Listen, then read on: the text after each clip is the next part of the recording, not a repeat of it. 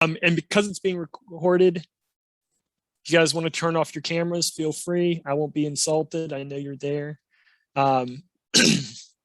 So, all right. So conducting a literature review. And I wanted to give a little bit of context to what I'm talking about when I talk about a literature review first, because I think even starting before you get to undergrad, it has this really bad reputation as something that teachers force you to do. And then when you get to undergrad, that isn't necessarily changed because it's like, oh, well, you have to find 6 articles in 2 books and cite them in this format, but you can't use anything to help you cite them, things like that. And then, you work through to your upper level undergrad stuff and they give you a little more autonomy. And then in graduate school, the faculty members just say, do a lit review, and don't necessarily give you anything to go on. So when I talk about a lit review, I'm not talking about a specific type of publication. So I'm not talking about like what I would call a narrative review that's a summary kind of A to Z of a topic. I'm not talking about a systematic review that is a strict research methodology. What I'm talking about is a literature review that supports research, where it may contribute to a research product like a paper. So for instance, like the background section or the discussion, or even a research proposal, a grant proposal, something like that. So lit reviews provide, generally speaking, an overview on what's been written about a topic. And they also convey usually how much is done in a field so that you can contextualize the work that you're either proposing or that you've already done. And I'm going to make a change really quickly because I realized that while I have 2 monitors, it's not particularly great for you to be looking at the side of my face. There, isn't that better? So conversational. Here we go. Okay. So really, when you're compiling literature, what you're trying to do is build a context around your question that you're asking. So that, whether you're trying to convince a grant review panel that you know what you're talking about, or whether you're just trying to find like the handful of articles that you need to get a paper written and submitted, right? It should be the same process, roughly, varying in size and scale, things like that. So this is a really bare bones depiction of the process. So preparing to do the searching, managing what you get back, reading it all, synthesizing it, and then kind of writing or kind of producing something from that. All right. I am going to kind of cover the first 2 tonight.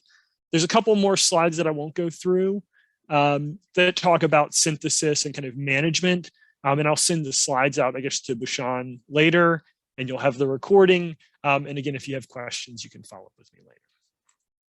So a research question, I should have put little r research, because when I talk about little r research, what I really mean is like the questions that you need to do a search for or to find evidence on, not big R questions like we're submitting this application for an R1 grant and we have a research question. It's like the smaller stuff.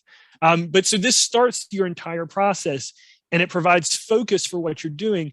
And so the problem is, if you don't have a clear focus question when you go into a search, it's the old garbage in, garbage out rule. Like if you have garbage question going in, you get garbage results back.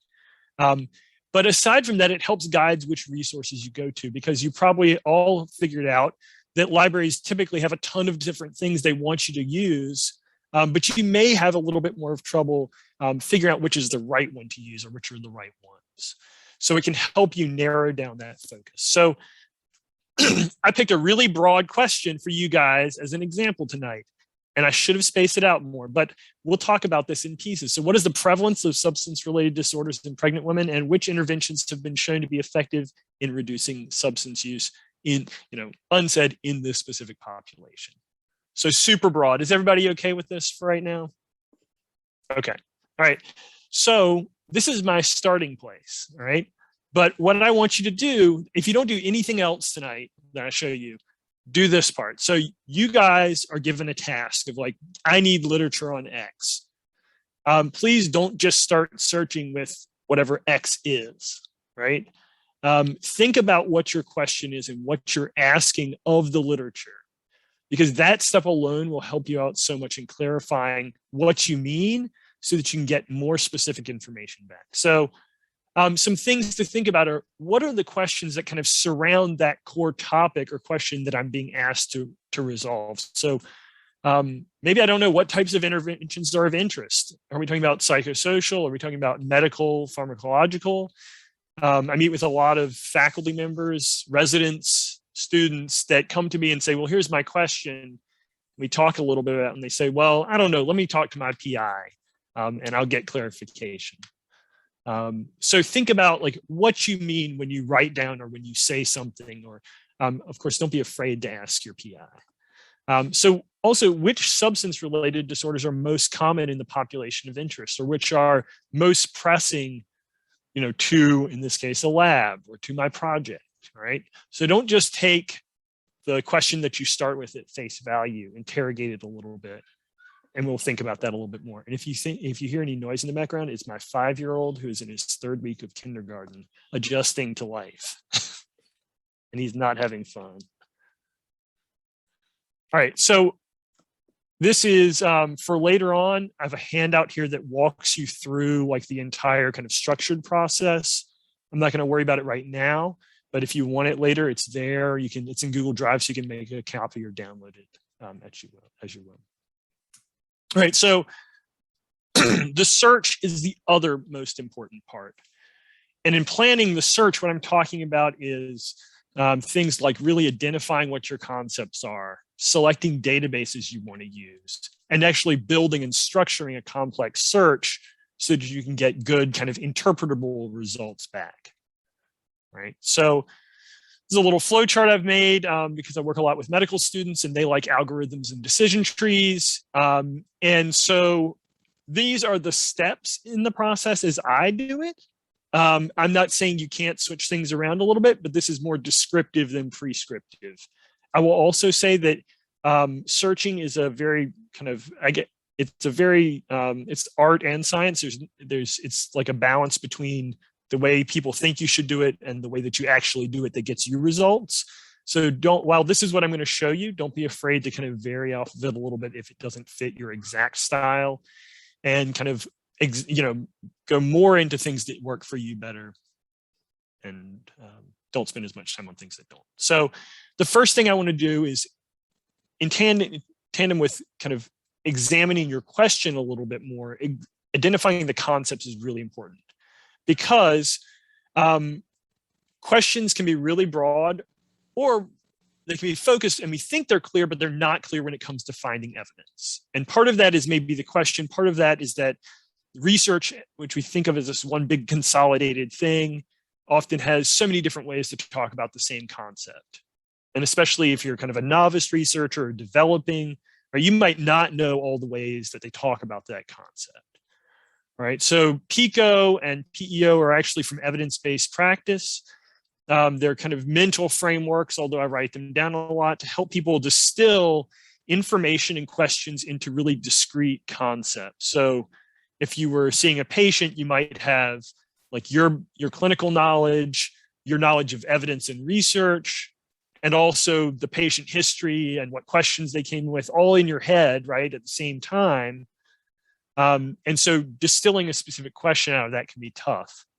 And so this is one way you can do that. So I'll show you an example. So this is our big question, but let's break it down just a little bit or start to. So if we look at the PICO framework, all right, how might we use it to break apart this question? And I'll go back, and the P is population, the I is intervention or comparison or exposure, and the O is outcome.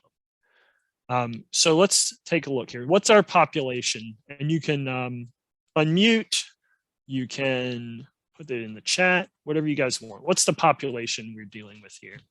Pregnant women. Yes, that is not it. Let's type it in here, huh? All right, pregnant. Well, now you're seeing all the secrets. Hold on. Pregnant women, all right? All right, what is the intervention?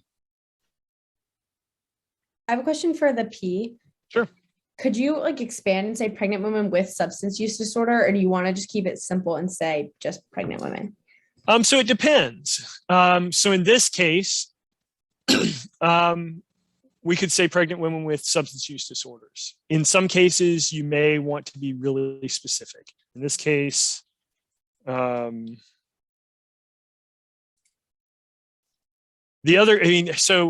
the part of it that's hard is like if you have pregnant women as your population, the intervention alone and the comparison might actually tell you what it's for. In this case, we can go ahead and put this in here, right? Thank you for pointing that out, Elizabeth. Intervention. What do we think?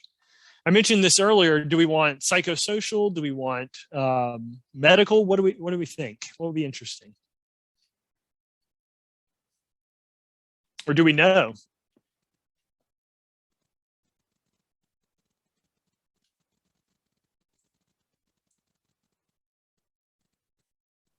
We could do medical.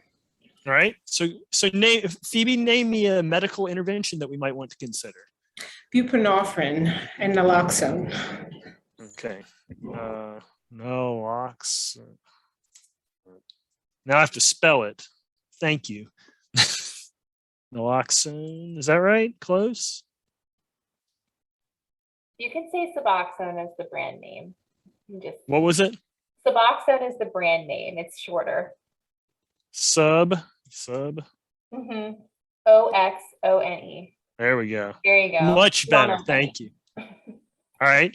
Now, what would be a comparison here? It could be either something that's exactly the same, but like a different, could be maybe an alternative medication. It could be a different regimen. It could be Methadone usually does methadone and Suboxone comparison.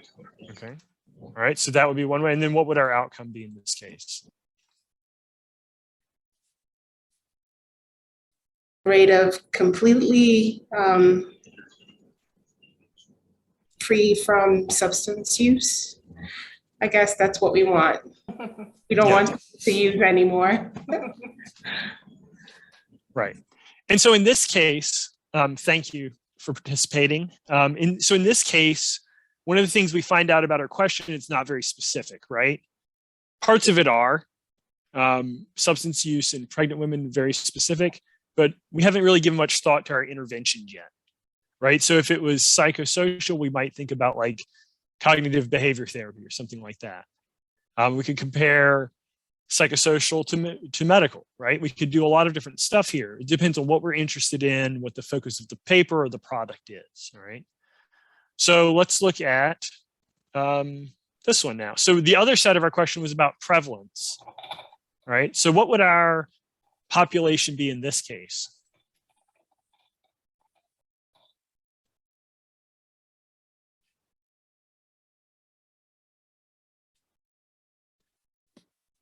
Low socioeconomic background, because it affects both Caucasians and African Americans about the same, I guess. So maybe just. So you could say, what is it?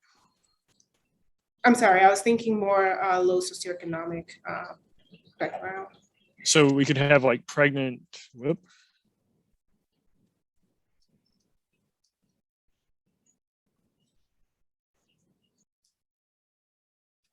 something like that. Okay. What could be our exposure? And exposure in this case takes the place of intervention, just in that we're not looking at an interventional study necessarily. Look at maybe an observational study.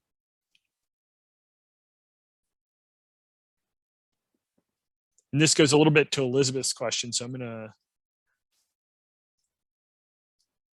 right? Our exposure could be substance related disorder, and our outcome that we're interested in could be prevalence, right? So none of this is set in stone, right? This is a way to think about your question in pieces so that you can clarify it, so that you can then search for it. So this is part of I have all this stuff in my head. I need to get it to the search, and I need to find a way to translate it, right? So this is one way to do that. I'm not saying that either of these is correct. You could probably find other ways to express some of this stuff, especially for the interventions, right? But this ought to help you think about your questions and clarify what you're talking about so that when it comes to searching and selecting evidence, you have an easier time. Now, let's actually go from a different side, sorry. All right, so once we've kind of identified our concepts, we want to think about which databases are going to be the most useful, right? And this is mainly because depending on the kind of focus of the database in terms of discipline or research area, they may use different terminology. So you guys have probably all heard of PubMed. What about Embase? Has everyone heard of Embase? Anyone? Right, so Embase is a similar size database to PubMed. It's pretty huge, like 30 million plus citations to research.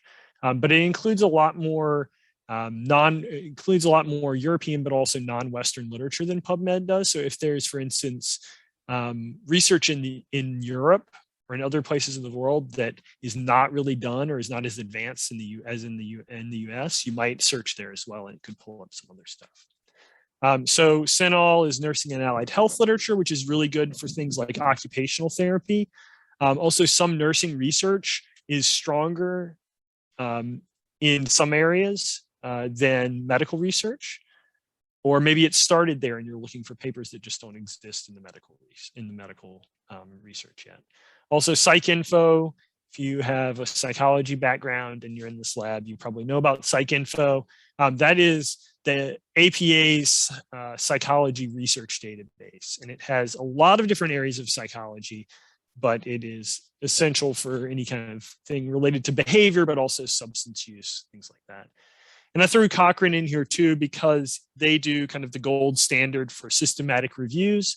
But if you're looking at interventional research, they also have a database of controlled trials that they maintain, and it pulls from some of these, but also other sources for information. So it pulls from PubMed, Embase, CINAHL, but also the World Health Organization, Clinical Trials Registry, and clinicaltrials.gov. So it can be a very easy place to find literature if it exists. And if not, you have to look somewhere else anyway. So all of that is available on this guide that I curate so that you don't have to go across multiple places to find those links. You can go here, authenticate through VCU. If you're not at VCU, like I saw in one email, I think, you'd have to check with your library to see what you have access to, unless you have access to through VCU. So developing the concepts, this is really just important from the search part, and this is kind of the end product of identifying them. So when I say concept, what I mean is a group of terms that really describe a single idea, right? So they may include synonyms, it may be related terms, and it may be what we call keywords or control vocabulary. So keywords are the terms that we use every day that we already know. And it's kind of like whether you say substance use, substance abuse, substance related disorders, substance use disorders, drug abuse, any of those terms, those would all be considered keywords because there's not really a set way to say them. And we kind of know them without having to think about them too hard, right? The problem is that sometimes, as I mentioned earlier, there are multiple meanings. There's multiple different ways to describe one thing. And they don't actually take context into account. So when you search in PubMed for a phrase like substance abuse, it's not going to tell you the context around that term. It might be a passing mention in the abstract, or it might say this article is not about women with substance abuse problems, right? It can't tell. It's just basically finding the words that you put in there, right? So control vocabulary is slightly different. And if you guys have ever heard of mesh terms, that's one example of control vocabulary. So these are terms or phrases that are assigned to represent an entire concept. So in PubMed, for example, substance-related disorders is the mesh term that would be drug abuse, substance misuse, all of those things. So they have one specific meaning and they're organized into a hierarchical tree so that you can move up and down. and they tell you what the article is about, right? So they actually have context, right? So if an article is about substance-related disorders, it will be assigned that. And the easiest way I think to think about this is to think about social media tag systems, like, you know, in Instagram, Twitter, you can put literally whatever the heck you want to, and it will tell you what's the most popular or most used, but it won't tell you that you can't use it. In PubMed, it will tell you you can't use that as a mesh term, right?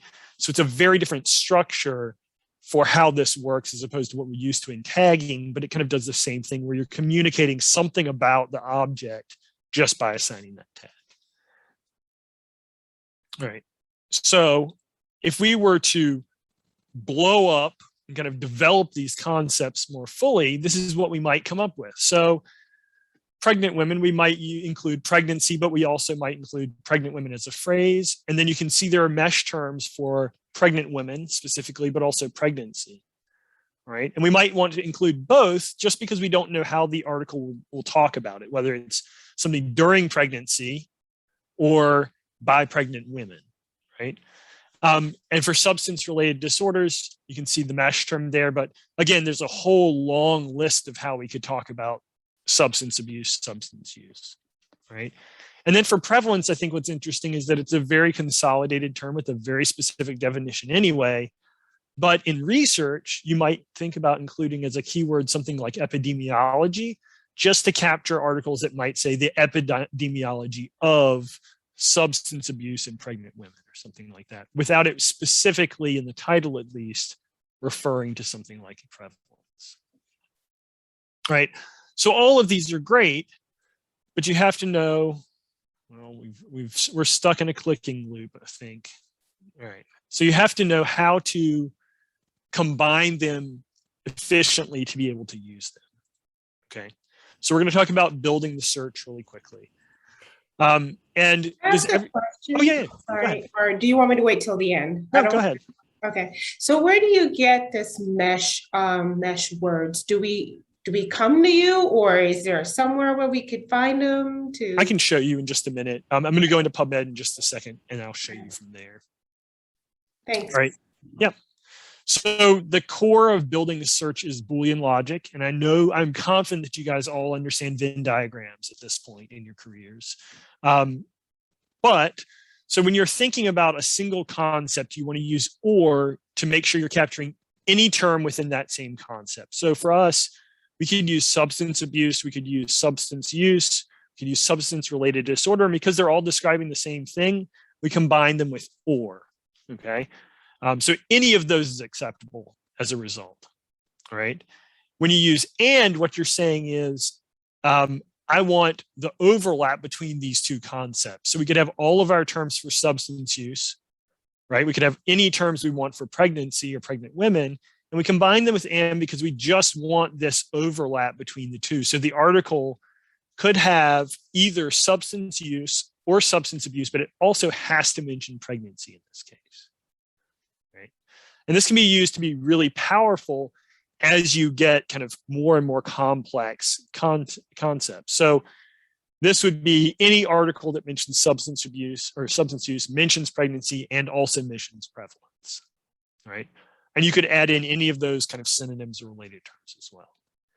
So when we build these in something like PubMed, right, we put them all together like this. So each one of these is its own concept, enclosed in parentheses, right? So that the kind of the machine behind the interface knows how to work with it. It's like the distributive property in math. So it knows to do what's inside the parentheses and then apply it to the results of the products of the other parentheses. All right. So what this looks like is then if we go to the VCU libraries page and go to PubMed, right? What we can do is we can start, and I'll just copy and paste this in.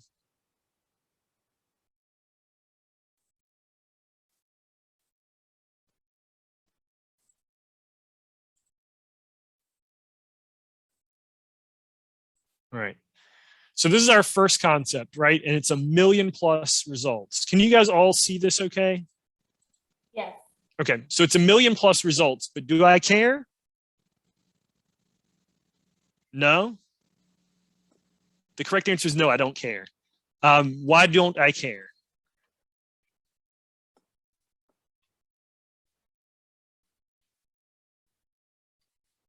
Come on, you guys know this. Why don't I care? It's very broad. We're not looking, or it's not giving us the other two components we're looking for. So we need to go narrower. Thank you, Samaya. Thank you.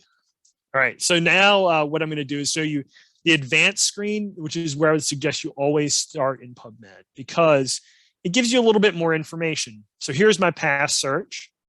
And what I'm going to do is just copy and paste this into this query box.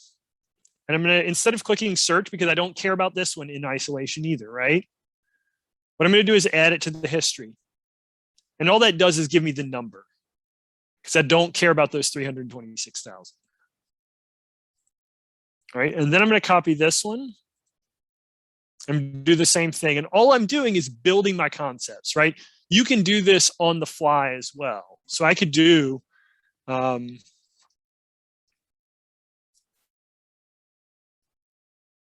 I could do that. If I wanted to make this a phrase, I could put double quotes around it, right? And you'll see, in this case, the number is slightly different, just a little bit, right? But it's roughly the same. It's only off by what? 3,000? That's not too bad, right? So you can do that in here, even if you just use keywords and not control vocabulary. Right. So what I'm going to do now is combine them with and. And when I do that, I always start with just two because I want to know what happens and then I'll go forward from there. So I usually pick kind of the most important. So which two do we think are the most important to answering our question at this point? John, quick question. Mhm. For the top one, the prevalence, epidemiology, and prevalence, you didn't put the word or there. Oh, You just you're have a right. comma. Thank you. Is That that was the a problem? typo. There we go. Let's see what happens now. Oh, there we go. That's better. Thank you. Thank you. Now, does that change which ones we care about most? What do we think? Should we combine number 1 and number 2, number 4 and number 1, number 2 and number 4?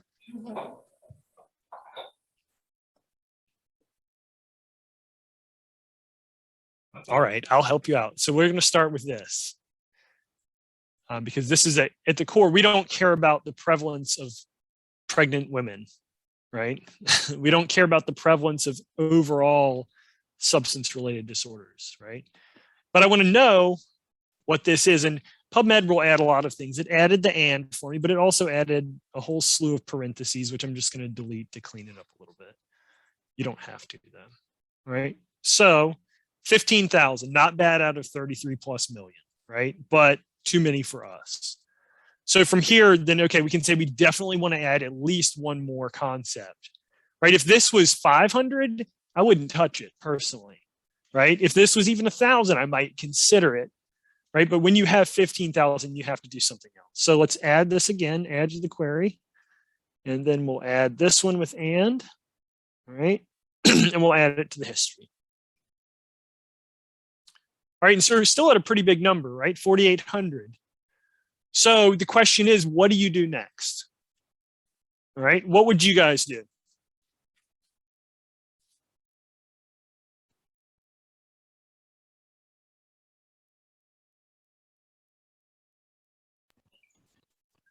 Maybe add the method of intervention. Yes, so you could. So you could add an intervention. You could add like another concept, basically, right? Like a fourth concept. What else? Sometimes I'll go into the search and then try to find the type of article, like a systematic review or a clinical trial, et cetera, depending on what I'm searching, what the purpose of it is for. You're muted, John. Anybody else? Who would start over completely or just leave an exasperation? would narrow down the year range. Okay. So why would you narrow the year range? Well, for this question, I don't know that I would necessarily care about the prevalence 20 years ago. I would want to know more recently. Okay. Unless you were looking historically. Right. Yes. There would be a time when it would be important to look historically. All right. So those are great suggestions. I would just say, don't start over yet. Those are all really great suggestions. And in fact, they parallel pretty nicely with the suggestions that I have for you on how to refine a search. So even if you get thousands of results, there are things you can try and do to pick out useful articles still and figure out then maybe how to refine your search. So this is kind of an iterative loop. And it's hard from at 4,800 to determine what's going to be the magic bullet that's going to get you kind of a useful cross section. Because remember, if you're doing a lit review, you're not trying to find like the one article, right? You're trying to find like the right cross section or the right piece of the pie that gives you just enough of all the good stuff that you like with the least amount of the stuff you hate, but is in there anyway, right? So you want to get a cross section and not everything, but not just a few things. So first thing we could do is add or remove an individual term from a concept. They might be really broad, they might be ambiguous. So my favorite example is fitting. It's like if you put in nursing into PubMed, what do you get?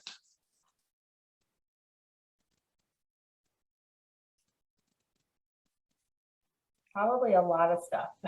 Yeah, so you get nursing as a profession, but you also get breastfeeding because the computer doesn't know what you're talking about, right? So it's an ambiguous term, right? So we may want to say, well, let's throw that out and let's use something that's more specific.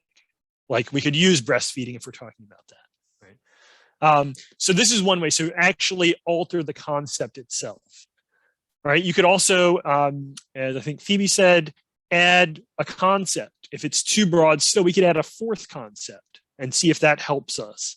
We could also remove a concept if we start out too narrow, right? And so what you're looking at there is kind of, think of it as getting the right focus on a camera or microscope. At least instead of pressing a button, you actually, turning the dial to get the right level of focus to figure out if this is what you're trying to do. Right. And then filtering by key concepts, which is tricky sometimes because maybe you want to search for them, but some concepts like age are really tough. And then filtering by study type, which is what Caitlin mentioned. So if you have a therapeutic question, what types of studies would that be? If you're looking at harm studies, what's the design that might most likely answer your question, right? So in this case, you could use the filters that are already in here. So these are in when you're in PubMed from the libraries. There's also the article type filters that are built into PubMed wherever you come in. You could also do shortcuts like systematic review, right? And just use the methodology terminology as a shortcut. And then you're down to 84, which is a lot more manageable as kind of one bucket of information. So there are lots of ways to do this. So the last thing I'll say is that you guys, this is a lot of stuff I know, but I wanted to walk you through the process as I do it. I wish I could say like, if you do this exactly, you will get all the stuff you need each time, but that's not fair to anybody. But I will say that I am here if you guys have questions as you're going through this process again and again. You can always email me and we can set up a meeting if we have to, or just kind of figure things out via email. I will also say that, and this will be in the slides when I send it out, we have kind of ongoing webinars in the fall and the spring that all the librarians do about different databases, different topics, different resources. So if you're interested in learning more about PubMed or like reference management software, any of that stuff, you can sign up for the webinars and either attend or go to get the recordings. So I'm going to get out of there and I'm going to stop my share and I will happily answer any questions you guys have for me.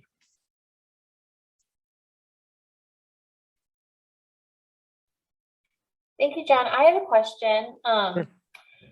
When you're kind of first starting, I saw when you took the mesh term, you had like the mesh or like the other term, like which is just like substance abuse, I think was a mesh term, but then you also just put or substance abuse.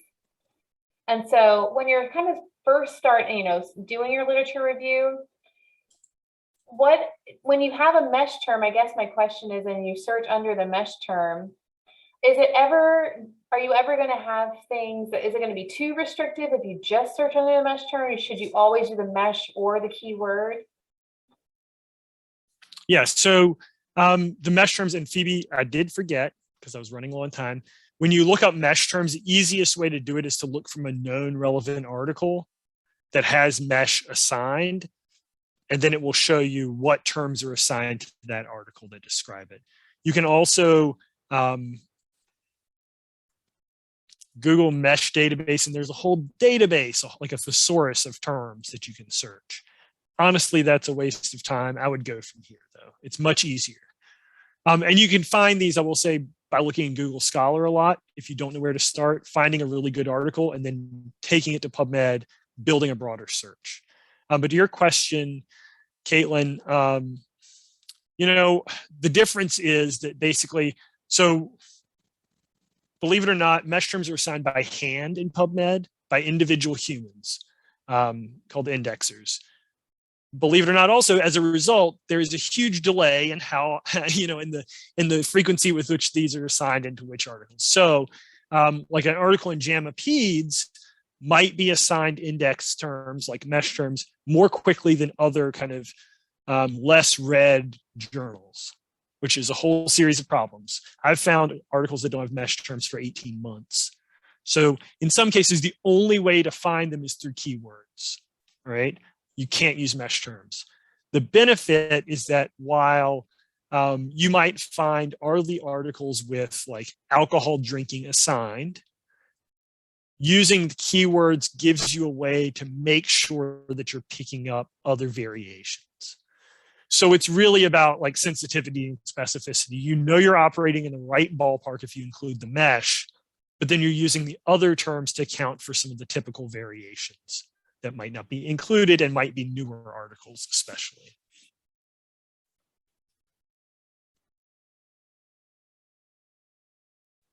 And I know we have about 1 minute until I haven't booted from the call, but I'm happy to answer any other questions you guys have.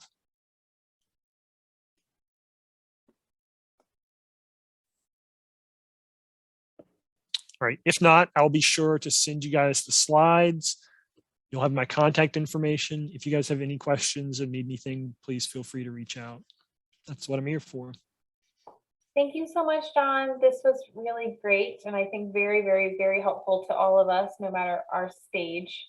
So thank you very much for that. And I know that you'll definitely be having some people reach out to you from the lab, no doubt, for some assistance. Okay. Thank you. All right. Thank you guys for having me. Have a good evening. You too.